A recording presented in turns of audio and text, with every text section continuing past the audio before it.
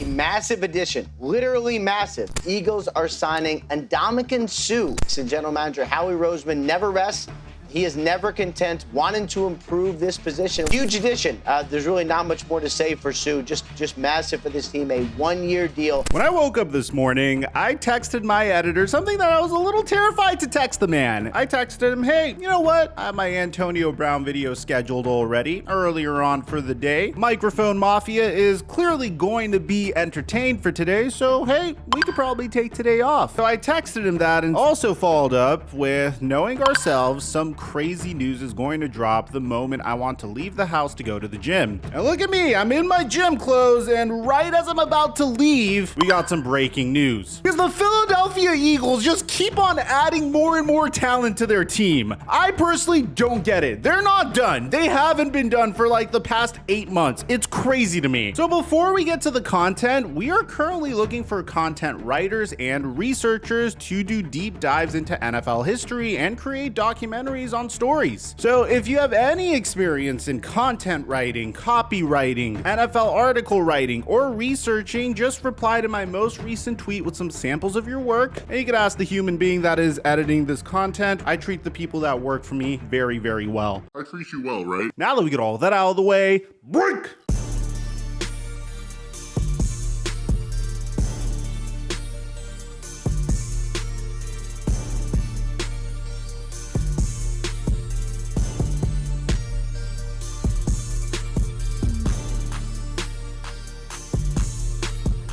Check 1 2 1 2. What's going on, everybody? As a Dallas Cowboys fan, man, just watching what the Philadelphia Eagles are doing terrifies me. I mean, I've said this over and over and over again. There was even a recent comment on my most recent short on Instagram asking me why there isn't enough Philadelphia Eagles shorts. The reason is because I've made so many full-length videos on how dominant this team is, and my feelings haven't changed about this team at all, even though they just lost to Taylor Heineke and the Washington Commies. Now you might be thinking, Mike, isn't it a good thing that the Philadelphia Eagles lost to the Washington Commanders? Yeah, for sure it's a good thing. I mean, in the sense that the Dallas Cowboys have a slight bigger chance of catching up to first in the NFC East. It's not beyond the scope of reality. There's a chance it could happen, and there's significantly less games back now. But from the standpoint of the Philadelphia Eagles, I think losing this game to the Commanders was a godsend for them. You might think what I'm saying is ridiculous, but no, I'm 100% real with you. Here are two good examples why. One is going to come from my evil twin brother, Flight Mike's channel, who runs an NBA channel. The 2016 Golden State Warriors were one of the most dominant basketball teams of all time. They broke the 95-96 Chicago Bulls record for most wins in a regular season. 73 wins out of 82 games is insane. They were clearly the team to beat, making a huge run to the NBA Finals, and they would inevitably lose in that NBA Finals to a LeBron James-led Cleveland Cavaliers team. Now, when some of the players on the Golden State Warriors were asked why they weren't able to finish the job by the time they got to the NBA Finals, they cited the fact that they were just exhausted from the effort that it took to break that record to begin with. And that makes a lot of sense, man. I mean, another good example is the New England Patriots. They had a similar phenomena happening to them during the 2008 season. They went undefeated in the regular season, but then they lost the Super Bowl to the New York Giants. And I wouldn't say it's the main reason they lost, but they said it was one of the many reasons they lost. So by losing to the Washington Commanders, at least that pressure is off of the Philadelphia Eagles now, and they could focus on what should be the most important part of this season, which is winning a Super Bowl. And through it all, man, despite me absolutely despising the Philadelphia Eagles, if you follow me on Twitter, you'd notice that I am very biased on Twitter as kind of like an outlet to get all of my like Cowboy fandom out. But on this channel, I am as unbiased as I possibly can when it comes to analyzing this team. They're by far the most stacked team I've ever seen. And what's terrifying about them is ever since the Carson Wentz trade, which by the way, we do have a video on Carson Wentz coming out later on this weekend, ever since that trade, this team has not been able to miss on the decisions that they've made. I mean, it's phenomenal. Just 2.5 years ago, Philadelphia Eagles fans wanted Howie Roseman gone, and now they're singing his praises because of of all the great decisions he's made. Gone are the days of drafting JJ Arcega-Whiteside over DK Metcalf, Jalen Reagor over Justin Jefferson, missing out on the opportunity to draft CeeDee Lamb. And next thing you know, they add Devontae Smith. They trade for AJ Brown. They draft Jordan Davis. And oh, by the way, I don't know if you noticed this, but you remember that silly little trade they made with the New Orleans Saints last year? Well, it turns out as a result of that trade, where they just swapped draft picks with one another, They have the number 4 pick in this year's NFL draft. so yeah, this team might add Will Anderson or some huge difference maker in the offseason. I'm not even talking about just this season alone. This team has potential dynasty written all over them. And it seems like as a result of this, other players are starting to take notice. I mean, we talked about this a couple of weeks ago. Leading into this season, they were not done making moves. They made trades for Chauncey Gardner-Johnson. In the offseason, they added James Bradbury. They have one of the most fearsome defensive back units in the entire NFL. And then in the regular season, they continued making good moves. I mean, they recently traded for Robert Quinn. Although, strangely enough, Robert Quinn hasn't really had a lot of playing time. I mean, so far, Robert Quinn has only played in 49 total snaps in 3 games for Philly, or about 16 snaps a game. He only has 1 sack in 10 games this season across playing for the Chicago Bears and the Philadelphia Eagles. Regardless, I think he was still worth a 4th round pick to add, but that's besides the point. One of the main issues that the Eagles have, which is a very tiny issue that we may not have noticed, is the fact that they play Fletcher Cox a lot, and they've been trying to do whatever it takes to try to take some of that load off of him. As a matter of fact, Fletcher Cox recently said in regards to his game against the Washington Commanders that he feels like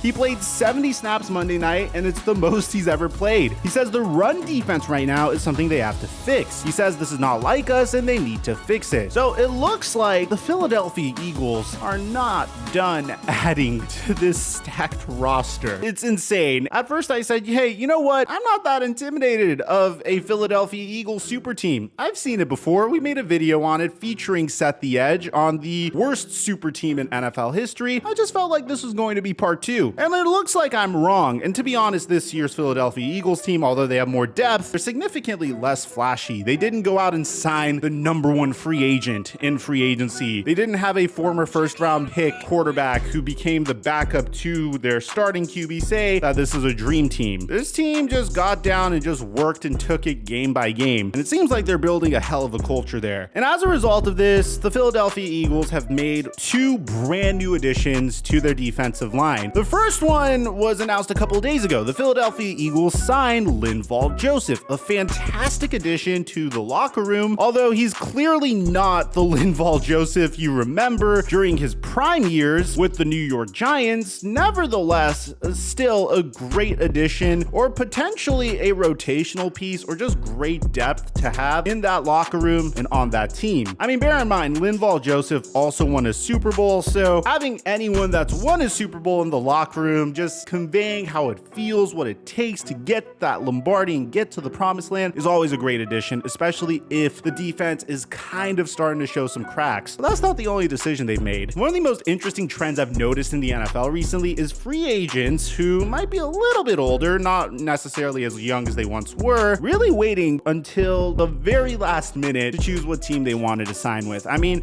you're seeing it with Odell Beckham Jr. OBJ is linked to either the Cowboys or the Giants. It could be someone else, but apparently it's either the Cowboys or Giants. I personally think he's going to go to the Giants. I hope to God he goes to the Cowboys. But another free agent that a lot of people have not been discussing recently is the former number 2 overall pick in the 2010 NFL draft, and that is Ndamukong Suh. I personally will always love Ndamukong Suh just because of the career trajectory he's had. We've made a documentary on him, and I really respect this man's body of work, in addition to just the longevity he's had in the NFL. I mean, this is truly one of the Iron Men in NFL history. I don't think he's ever missed a game since his sophomore year with the Detroit Lions, which is really phenomenal when you consider the fact that he is 35 years old at the time that I'm making this video. So according to Ian Rappaport and Adam Schefter, free agent defensive tackle Ndamukong Suh has reached an agreement on a 1-year deal with the Philadelphia Eagles per sources. The Philadelphia Eagles have now now landed Linval Joseph and Ndamukong Suh on back-to-back days. Look, man, is this something that's going to make them a super team? No, this is more of a move that was made just to give them additional depth. Now, to be honest, man, Ndamukong Suh isn't necessarily the player that he used to be. He had a very down year with the Tampa Bay Buccaneers during the 2021 season. Maybe he's able to get it back together a little bit to be at least an average player during the 2022 season, but I think this was more just so they could get Fletcher Cox some additional help, which, by the way, major props to them. If the face of your defense for the past decade is coming out and saying that, yo, I took way too many snaps this past week, I need some additional help, this is way too much, and you immediately go out and just sign some rotational pieces in Linval Joseph and Ndamukong Suh, both individuals that have won Super Bowls before. Now you have an entire defensive line that has won Super Bowls before. I mean, the culture in that locker room is the first thing I'm thinking about, but on top of that, this should help Fletcher Cox maintain his endurance and just make the Philadelphia Eagles that much deeper of a team. Is Ndamukong Suh gonna come out and play the way he played when he was on the Detroit Lions or Miami Dolphins? No, most definitely not. But if you just take this for what it is, which is a player that was not only a 5-time Pro Bowler and a former 5-time All-Pro, but also a Super Bowl champion on the roster, in addition to another piece that just has tremendous experience and is very respected in the NFL, this move just makes the Philadelphia Eagles obviously net positive in terms of how much scarier they are. I'll say this again and again, man, I will always despise the Eagles, especially on my Twitter account, but just from a football fan perspective, whenever I look at this team, I could just appreciate teams that just manage talent really well, that understand the situations they're in. I mean, the Eagles looked at Jalen Hurts and said, hey, this man's on a rookie scale contract. Let's go all in. Let's bring in AJ Brown. Let's sign Hassan Reddick. Let's sign James Bradbury. Let's draft Jordan Davis. Let's make these aggressive moves to make sure that Jalen Hurts has everything he needs to potentially make a Super Bowl run. And it's working phenomenally. They've only lost one game, and we're not even going to talk about the face mask in that game. Let me know in the comment section down below what you guys think about all this. The Philadelphia Eagles just keep getting better, man. Aside from that,